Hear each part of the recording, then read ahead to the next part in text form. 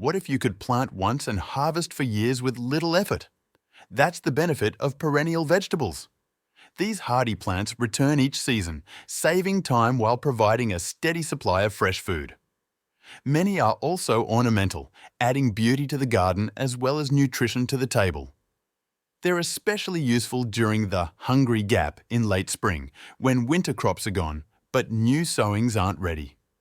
Let's look at some of the best perennial vegetables and how to grow them. We'll start with the globe artichoke, a dramatic and imposing plant.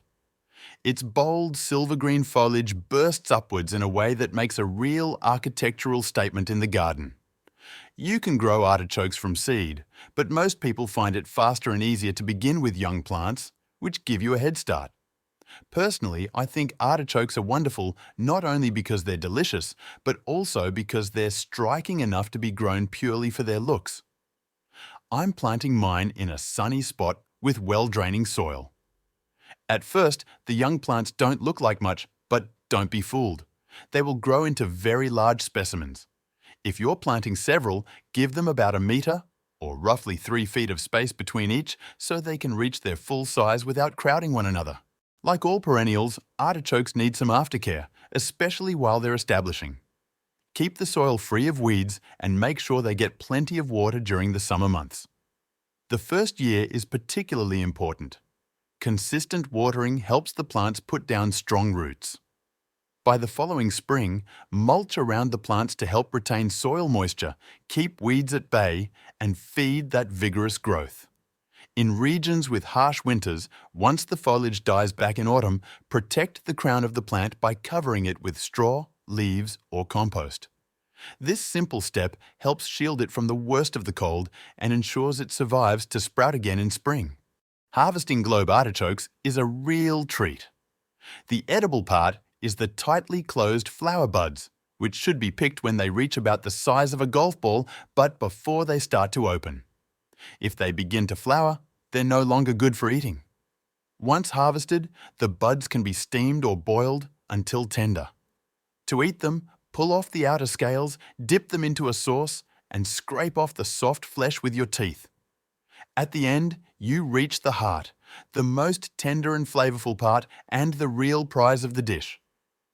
Artichokes often produce a second crop of buds later in the season, so you can enjoy more than one harvest.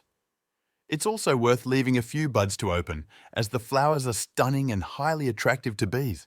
In fact, they are among the most bee-friendly blooms you'll ever see, and watching pollinators busily working around them is endlessly fascinating. Closely related to the artichoke is cardoon. This perennial vegetable thrives in the same conditions, plenty of sunlight and free-draining soil. While it looks very similar, the part you eat is different. With cardoons, it's the stalks rather than the buds that are consumed. The stems resemble large ribbed celery and can be used in much the same way. Like the artichoke, cardoon is also a visually dramatic plant, making it both ornamental and useful. For gardeners in cooler or wetter regions, rhubarb is another outstanding perennial to consider. With its enormous leaves and colourful stems, it's both striking and productive. Rhubarb loves moist soil and can become a real centerpiece in damper areas of the garden. While often thought of as a fruit because it's used in desserts, rhubarb is technically a vegetable, and one that comes back year after year with very little fuss. Another fascinating perennial vegetable is Babington's leek. This is a hardy member of the Allium family with a distinctive garlicky leek flavour. I'm planting small bulbils into pots of multi-purpose compost. They can be planted directly outdoors into prepared soil, but I prefer starting them in pots indoors where I can monitor them more easily. This also protects them from excess winter wet, which can rot young plants. I plant them about 1 inch deep. Once spring arrives, I'll move them outdoors, setting them about 6 inches apart so they'll form a good-sized clump. Babington's leeks should be left undisturbed during their first year, as this gives them time to bulk up and establish a strong base. From the second year onward, you can begin harvesting by cutting the stems at ground level. This way, the underground bulb remains intact and continues growing. In early summer, the plants send up tall flower stalks, which produce clusters of small bulbils. These either fall to the soil naturally or weigh down the stalks until they touch the ground. Once they're in contact with soil, the bulbils root and grow, gradually expanding the clump year by year. Over time, this results in a self-sustaining patch that provides regular harvests. There are several other perennial alliums worth trying. Welsh onions, for instance, are a type of bunching onion that regrows after cutting. Another unusual one is the Egyptian walking onion, also known as the tree onion. This variety produces bulbils at the top of its stems. As these mature, the stems bend under their weight until the bulbils touch the soil, root, and grow into new plants. In this way, the onion walks across the garden over time. Finally, let's talk about perennial kale. This is one of my favorites because of its sheer size and productivity. Perennial kale can grow to nearly the height of a person, though it's easy to keep shorter by harvesting regularly.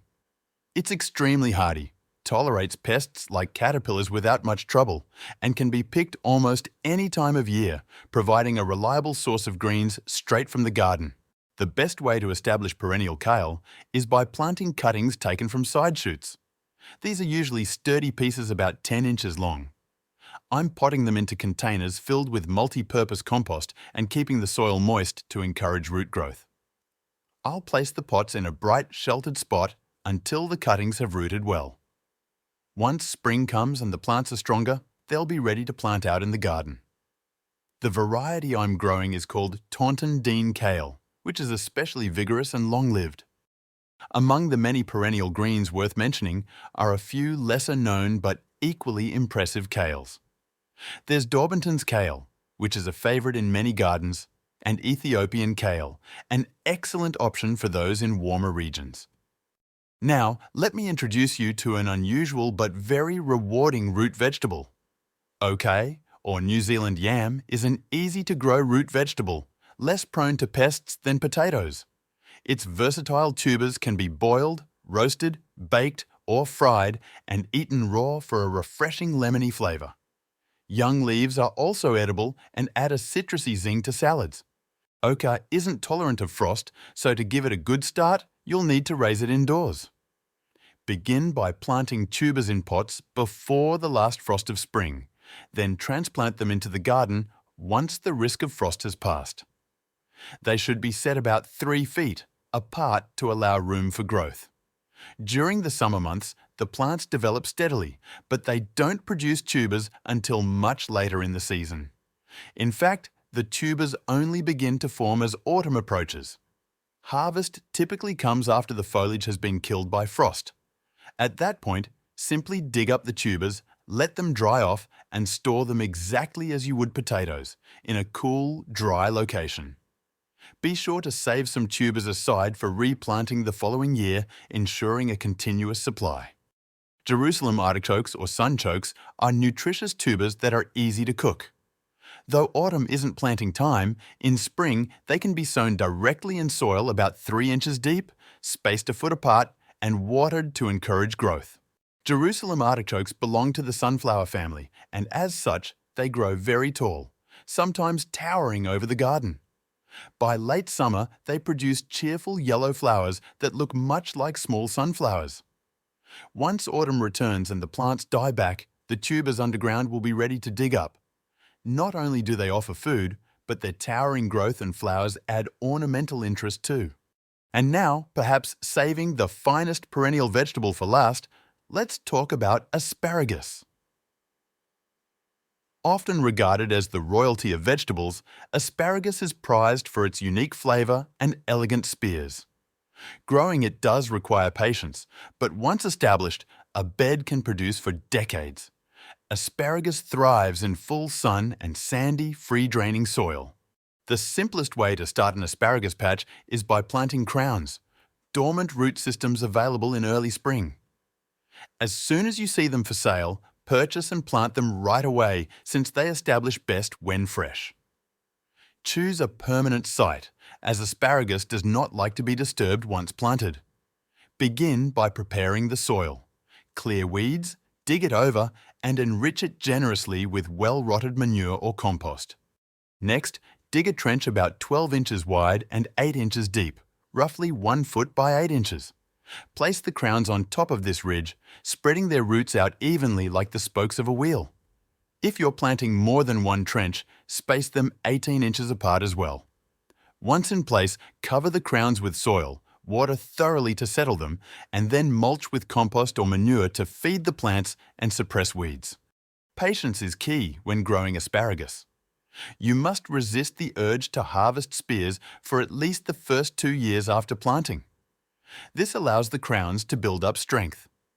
By the third spring, however, you can begin harvesting, cutting spears as they emerge for about 6 to 8 weeks, usually until midsummer.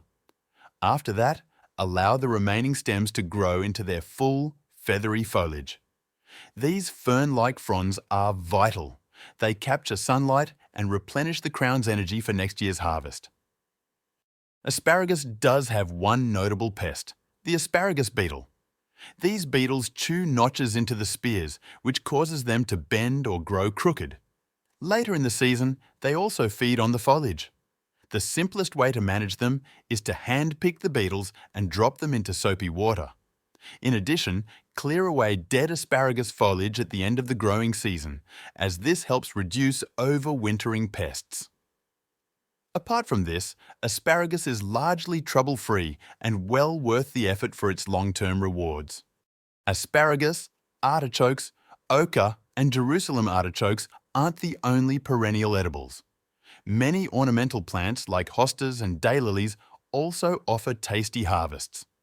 Their shoots or flower buds can be eaten, showing that edible perennials can be both beautiful and productive. That's all for now. I hope you learned something new today. If you enjoyed the video, please give it a like and subscribe. See you soon!